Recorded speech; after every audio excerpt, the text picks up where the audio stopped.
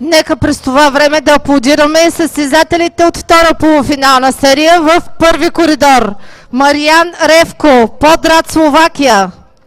Втори коридор Сергей Романски, Одеса, Украина. Трети коридор Иван Пригорски, Кишинев, Молдова. Четвърти коридор Франчишек Куновски, Острава, Чехия.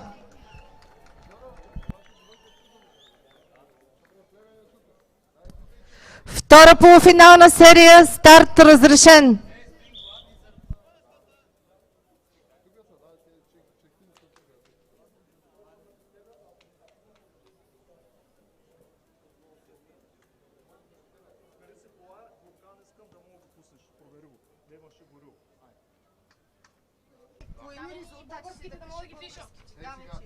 Първа полуфинална.